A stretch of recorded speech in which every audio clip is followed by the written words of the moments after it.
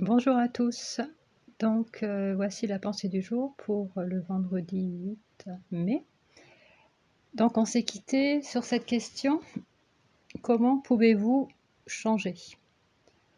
Donc, bien sûr, on ne va pas changer notre personnalité, mais nos faiblesses.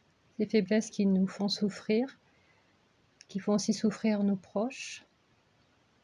On aimerait changer, c'est vrai, souvent on demande dans nos prières au Seigneur: j'aimerais tellement être meilleur. Donc le changement intérieur est la conséquence du renouvellement quotidien de notre intelligence à travers la lecture de la parole de Dieu. Elle nourrit notre âme. Dans Matthieu chapitre 4, verset 4, on peut lire: l'homme ne vivra pas de pain seulement, mais de toute parole que Dieu prononce. On a besoin de notre dose quotidienne de lecture de la Bible. La Bible n'est pas un livre humain, mais la parole de Dieu. Elle est le seul moyen pour connaître Dieu, ses pensées, son salut. Dans 2 Timothée, chapitre 3, verset 16, on peut lire: toute écriture est inspirée de Dieu et utile pour enseigner la vérité, réfuter l'erreur, corriger les fautes et former à une juste manière de vivre, afin que l'homme de Dieu soit parfaitement préparé et équipé pour accomplir toute œuvre bonne. C'est la base.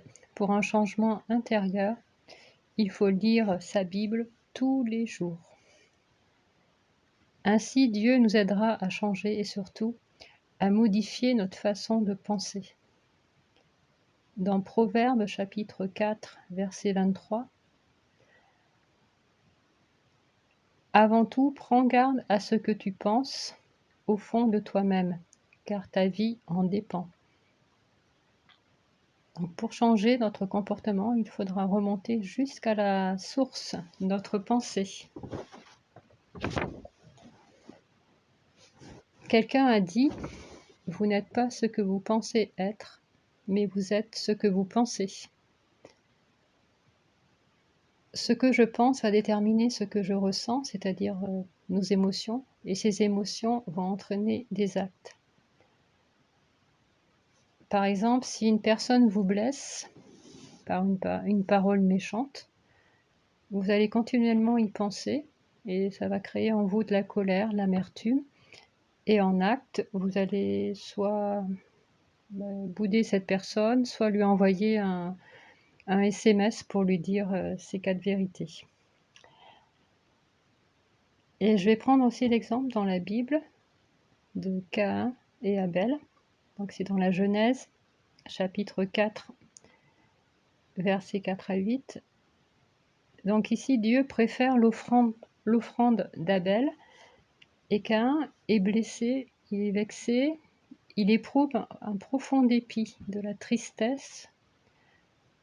Après, c'est tout de la jalousie qui va se transformer en violence, et l'acte final va être le meurtre de son frère. Et d'ailleurs, c'est le premier meurtre de l'humanité. Pourtant, le Seigneur, au verset 6, lui a dit: « À quoi bon te fâcher et faire si triste mine? Si tu réagis comme il faut, tu reprendras le dessus. Sinon, le péché est comme un monstre tapi à ta porte. Il désire te dominer, mais c'est à toi d'en être maître. » Pour ne pas que le péché nous domine, nous devons faire attention à nos pensées. On peut dire des choses ou faire des choses difficilement pardonnables. Et pardonner à ceux qui nous ont offensés, bien sûr.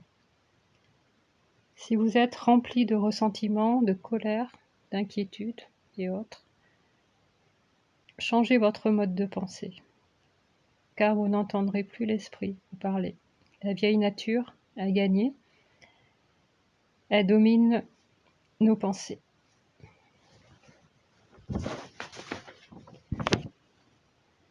Dans la vie, il y a des événements qui vont nous changer. La naissance d'un enfant, le décès d'un être cher, une maladie. On ne voit plus la vie comme avant. Ce sont ces épreuves qui vont nous faire grandir, nous faire changer. En ce moment, le monde entier traverse la même épreuve. C'est du jamais vu. Tout a changé, on est obligé de modifier nos comportements. Et cette pandémie ne fait pas de distinction. Elle touche les pays riches et pauvres. Seuls les enfants sont relativement épargnés.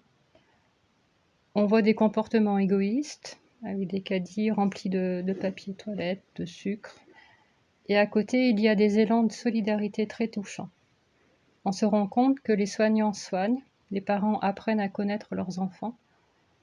Le confinement est bienvenu pour des personnes épuisées par le travail. Mais ces épreuves peuvent aussi être un test sur la solidité de nos relations. En Chine, il y a eu un nombre record de divorces après le confinement.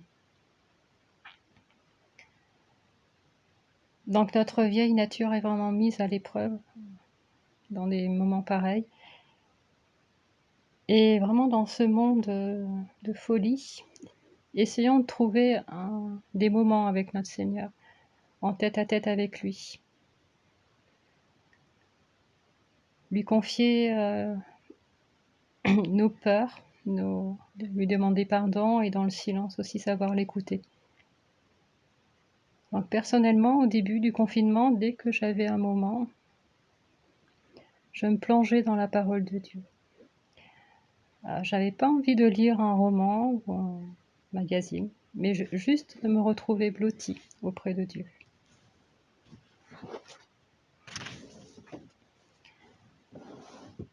Pour conclure, Jésus, par son esprit, cherche à planter en nous le fruit de l'esprit.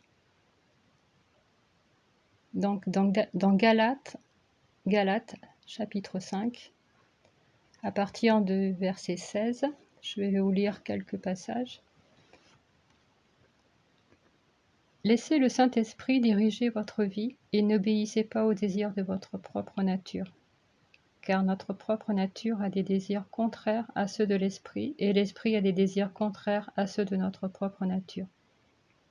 Ils sont complètement opposés l'un à l'autre, de sorte que vous ne pouvez pas faire ce que vous voudriez. Et ce que l'Esprit Saint produit, c'est l'amour, la joie, la paix, la patience, la bienveillance, la bonté, la fidélité, la douceur et la maîtrise de soi.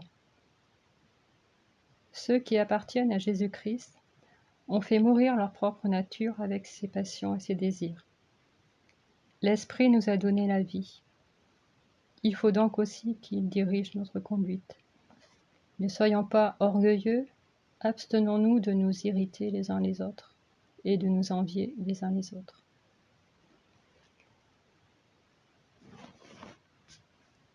Donc voilà.